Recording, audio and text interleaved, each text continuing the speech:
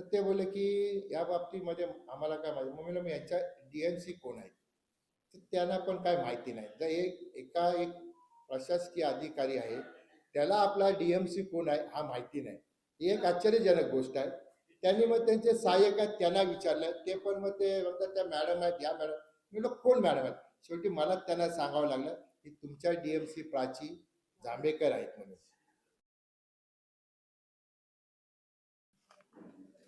नमस्कार, माझं नाव विजय मुळे. मी ज्या विभागातून आलो त्या विभागाने मुंबई शहराला 5 महापौर दिले, 2 सभापती दिले आणि 2 मंत्री दिले. अशा वरळी विधानसभेला गिरणी कामगाराच्या विभागामध्ये मी राहतो.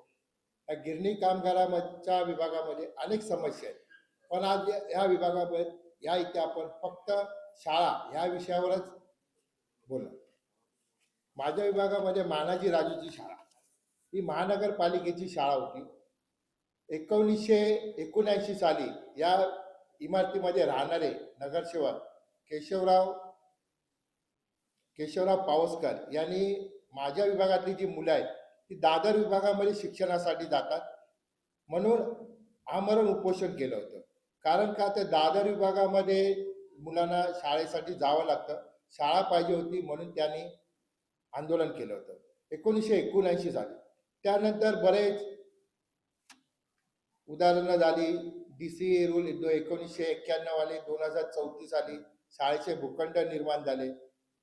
या शाळेच्या जी मानाजी राजूची जी शाळा आहे ती मानाजी राजूची शाळा आता डेव्हलपसाठी मुंबईचे कौशल्य आणि विकास म्हटला की थोडा भीती वाटते.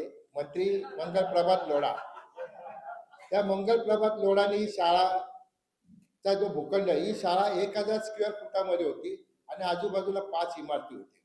त्या इमारतीच्या शाळेच्या 1000 फुटाची जी शाळा होती त्या शाळेबद्दल मी महानगरपालिकेकडे माहिती मागितली. ते त्यावेळेला मला ते सांगितलं की ही शाळाच नाही आहे.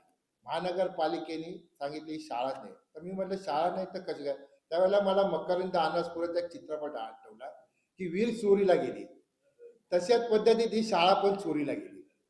मग मी त्यांना बरं संपर्क झाला. मी म्हणलो मॅडम ही शाळा नाही तर मग मी एवढे वर्ष त्या तिथे मतदान करतो, आमची मुलं शाळेत शिकतात, ती कशी काय ना. आम्ही त्यांना भाडं देतो म्हणलं. मग भाडं तुम्ही देता तर मग भाड्याची काहीतरी रिसीट वगैरे काहीतरी असेलच ना, किंवा कोणतरी ना. तसं काय आमच्याकडे प्रकार. कारण हे सांगायचं की त्यावेळेला ही शाळा, आता जे मंत्री आहेत त्यांनी पहिलीच ती शाळा नाही असं सांगून तो 1000 स्क्वेअर फुटाचा भूखंड आपला लाटण्याचा प्रयत्न केला, पण त्यांना काय तो लाटण्यासाठी काय यश आलं नाही. कारण आपल्याकडे एक रेकॉर्ड असतो, त्या रेकॉर्डमध्ये ती शाळा दाखवली होती. त्यामुळे ती शाळा तशीच राहिली. आता जी डेव्हलपमेंटमध्ये ती शाळा त्यांनी 4 वर्ग होती, त्या 4 वर्गाचे फक्त 3 वर्ग दिले, पण अजूनही त्या शाळेचा कोणाला ताबा दिला नाही. या संदर्भामध्ये मी शाळेच्या EO आहेत, आमचा जो जी दक्षिण विभागमध्ये येतो, त्या जी दक्षिणाचे EO आहेत गांगुर्डे मॅडम, त्यांना या संदर्भात मी विचारला, मॅडम या शाळेचा पुढे काय करणार. तर ते बोलले की अजून काय त्याच्याबद्दल आम्ही काय विचार करणार, बालवाडी करणार. बालवाडी म्हटलं तर कोणती बालवाडी, मराठी माध्यमासाठी करणार का इंग्रजी माध्यमासाठी करणार, यांची पण त्यांना काही माहिती नाही. मी बोललो याच्याबद्दल मला माहिती पाहिजे असेल तर. अशाच 2-3 भूखंडाच्या बद्दलच्या शाळा होत्या. तर ते बोलले की या बाबतीमध्ये आम्हाला काय माहिती. मग म्हणलं मी यांच्या DMC कोण आहेत, तर त्यांना पण काय माहिती नाही. तर एक प्रशासकीय अधिकारी आहे, त्याला आपला DMC कोण आहे हा माहिती नाही. ही एक आश्चर्यजनक गोष्ट आहे. त्यांनी मग त्यांचे सहाय्यक आहेत त्यांना विचारलं, ते पण मग ते म्हणतात त्या मॅडम आहेत, या मॅडम. मी म्हणलं कोण मॅडम आहेत. शेवटी मला त्यांना सांगावं लागलं की तुमच्या DMC प्राची जांभेकर आहेत म्हणून. मला त्यांना सांगा. हे सांगायचं कारण असं आहे, मी गिरणी कामगार आहे. मतदानाच्या वेळेला सगळे बोलतात मी गिरणी कामगाराचा मुलगा आहे. शाळेच्या बाबतीमध्ये म्हटलं तर आमच्या इथे अनेक समस्या आहेत, शाळा तर आहेच नाही. पण मी गिरणी कामगाराचा मुलगा नाही, पण गिरणी कामगारांचा पुतण्या नक्कीच आहे. कारण माझे चुलते गिरणी कामगार. आज माझ्या या विभागामध्ये सार्वजनिक वाहतुकाची समस्या आहेत. आता तर बिला रोडचा पूल आहे किंवा एल्फिस्टनचा पूल आहे. एवढ्या समस्या असताना पण काही कोणी लक्ष दिलं नाही. शाळेच्या संदर्भामध्ये माझ्या इथे 2 DP जो रूल आहे, 1991 आणि 2034. त्याच्यामध्ये एक 1991 मध्ये फिनिक्स मिल, ज्या मुंबईमधला बिग बाजार, जो पहिला जो बिग बाजार आहे तो माझ्या एरियामध्ये चालू झाला. ही अभिमानाची पण गोष्ट आहे, थोडी दुःखाची पण गोष्ट आहे, की तिथे एक शाळेला भूखंड दिलेला आहे. तो भूखंड 1991 साली दिलेला आहे.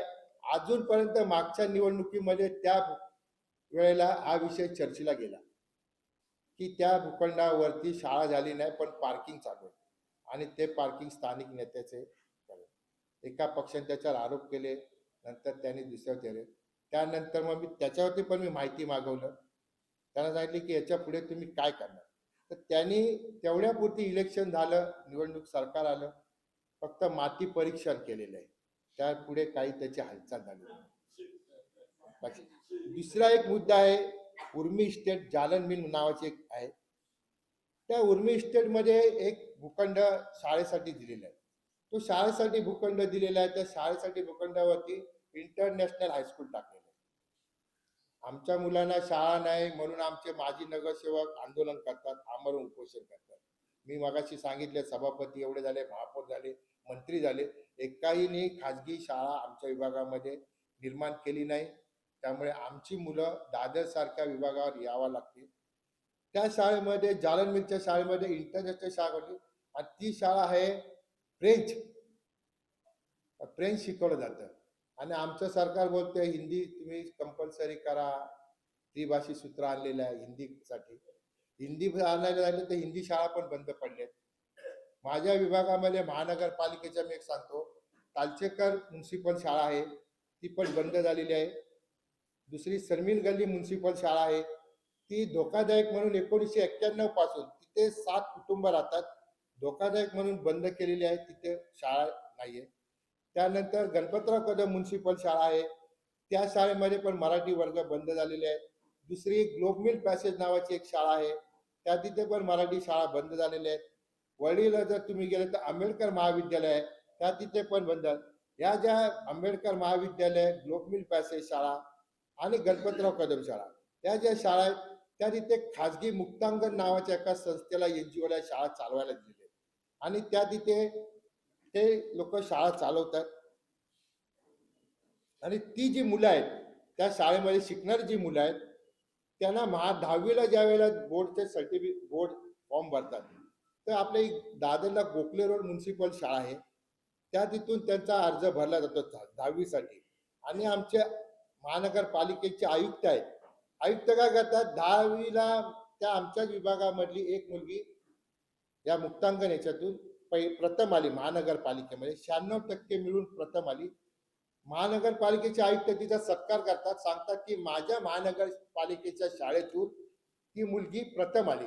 पण ती महानगरपालिकेच्या शाळेतून आलेली मुलगी नाहीये, तर ती मुक्तांगण या शाळेतून आलेली आहे. हे त्या आयुक्ताला कोण सांगत नाही, फक्त सांगतात की महानगरपालिकेचे शाळे. अशा या शाळेच्या आमच्या विभागामध्ये अनेक आहेत, त्याबाबत ना स्थानिक पदाधिकारी. आता राहिला गोष्ट मराठी भाषा. मराठी भाषा तुम्ही मी एकटा बोलून काय चालणार नाही, त्यासाठी कडवटपणा आपल्या हृदयामध्ये असावा लागतो. मराठी चालता उठता बसताना बोलावं लागते, तरच जी मराठी भाषा वाचू शकते. ट्रेनमध्ये चढताना आपण पुढच्या माणसाला विचारतो, क्या भाषा उतरने वाले आहे क्या, असं जर त्यापेक्षा आपण जर त्यांना विचारलं उतरायचं आहे का तुला, असं विचारलं तर ती भाषा प्रत्यय होईल. आणि त्यासाठी मला एक उदाहरण आठवते, की मराठी भाषा किंवा आपल्या जातीबद्दल असलेली भाषा, ही जर मराठी शाळा आणि मराठी भाषा वाचवायची असेल, तर मला तामिळनाडूच्या मुख्यमंत्री जयललिता आणि करुणानिधी यांचं एक उदाहरण आठवते. करुणानिधी हे 79 वर्षाचे असताना त्या दोघांचं विवाह नातं होतं, करुणानिधी आणि जयललिताचं. एक रात्रीच्या रात्री त्या जयललिताने त्यांना फरफडत घेऊन गेल्या, पण नेला जयललिता त्यांना फरफडत रात्रीच्या वयस्कर माणसाने घेऊन जायची नसते, असा कायदा आहे इथे, कायदे पण बसलेले आहेत. त्या रात्री घेऊन गेल्या, परंतु त्यांच्या ज्या विधानसभेमध्ये त्यांच्या त्या तेलुगू भाषेचा, तमिळ भाषेचा ज्या वेळेला प्रश्न आला, त्यावेळेला जयललिता आणि करुणानिधी एकत्र झाले. असा या आपल्या महाराष्ट्रामध्ये नेते कधी आपल्याकडे येतात. जर अशी परिस्थिती आली असती, त्या मराठी भाषेच्या शाळा असत्या, त्या शाळा अशा नामशेष झाल्या नसत्या. याला कारणीभूत आपले हे नेते, आणि या शाळा ज्या आहेत, या शाळा याची एक युती आहे. डीएमसीची एक युती आहे, महानगरपालिका युती आहे आणि आपले नेते लोकांची युती. आणि या बाबतीमध्ये मी मराठी भाषा, मला निखिल वाकळे साहेबांचं एक हे असेल, महाराष्ट्रामध्ये मराठी अल्पसंख्याक का झालं याला कारणीभूत पण आपले राजकीय नेतेच आहेत. मान्य बाळासाहेबांनी 1995 साली मराठी माणसांना घरं द्यायची जी योजना आणली, आपल्या मराठी माणसाची योजनेमध्ये काय फायदा झाला नाही, पण फुकट घरं भेटतात म्हणून परप्रांतीय आपल्या इथे आले आणि मराठी टक्का घसरला. त्यामुळे आज आपल्याला या इथे मराठी भाषेच्या चळवळीला भांडायला लागते आणि इथे लढाई करायला यावं लागते. आणि लढाई तुम्ही एकट्या दुकट्याने होणारी नाही, त्यासाठी सर्व राजकीय नेत्यांनी पण एकत्र यायला पाहिजे. त्यांचं पण मनापासून त्याला सहभाग पाहिजे, तरच ही मराठी भाषा वाचू शकते, नाही ते वाचू शकत नाही. मला आपण आपला वेळ दिला, ते मी माझे यथाशोक्त जे काय विचार मांडला त्याबद्दल